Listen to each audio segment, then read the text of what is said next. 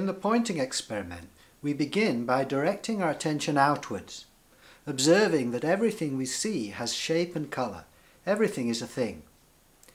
Then gradually we direct our attention closer to ourselves until finally we're looking in, at the place we're looking out of, to see if we also have shape and colour, to see if we're things at centre or no thing, capacity for the world. Point at something in front of you and notice its colour and its shape. It's a thing. Bring your finger down a little and point at something else and notice its colour and shape. It's a thing as well. Now point down at the floor.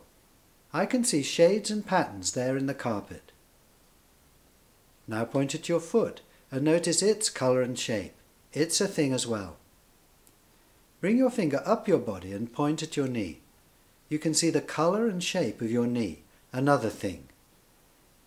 Bring your finger further up and point at your torso. Observe the colours and shapes there. It's a thing as well.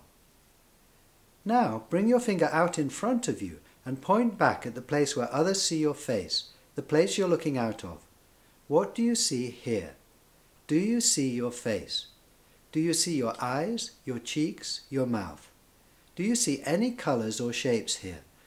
Do you see anything here at all? I'm not asking you what you believe is here. I'm asking you to put aside belief and take a fresh look. Rather than what you think is here, what do you see here? Or not see, in fact? Here's my experience. Looking in, I don't see my face. I see no eyes here, no cheeks, no mouth, nothing at all. Or to put it another way, looking in, I see emptiness. This emptiness is boundless, still, awake.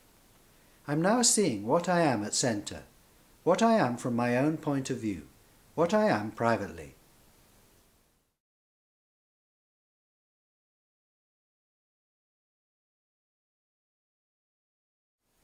I'm now going to guide you through an extension of the pointing experiment. This involves pointing in and out at the same time, two-way pointing. This indicates that the space at centre isn't just empty, it's also full. Looking in, I see the emptiness here at my centre, but I cannot see this emptiness without at the same time seeing what's filling it, my view out.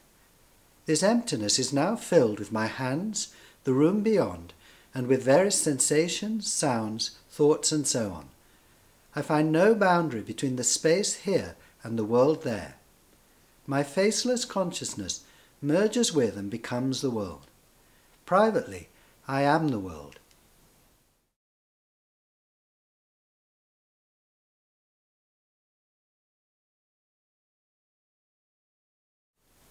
Of course, we remain aware of our public identities, of what we look like to others and to ourselves in the mirror. I'm aware that for you I'm Richard, and I identify with Richard. I identify with my face, my body, my name, my age, my thoughts and feelings, and so on. In other words, I'm aware of living a two-sided life. I have both a public and a private self. You can see my public self, but my private self is hidden from others. It's an inner secret. However, I believe that if you look there where you are, you'll see your private self, and you'll see that your private self is no different from mine. It has no face, no name, no age. It's capacity. If you're now seeing this faceless capacity where you are, then we're now sharing a wonderful secret, the secret of who we all really are. Of course, your view out from this capacity is different from mine, but the capacity itself, this boundless consciousness, is the same.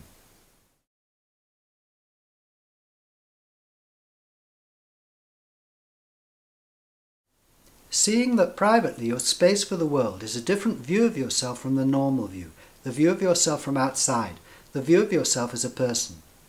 Because not many people are yet aware of their private identity, then in a sense it's a new thing. Though of course it's not new at all. We've always been this aware emptiness, and throughout history many people have spoken about it.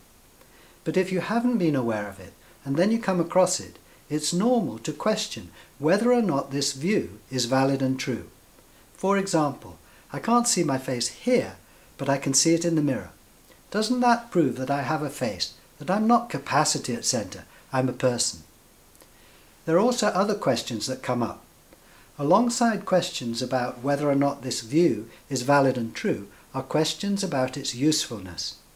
If I remain aware of my private identity, what difference will it make in my life and in society? We'll begin looking into these questions in part 2.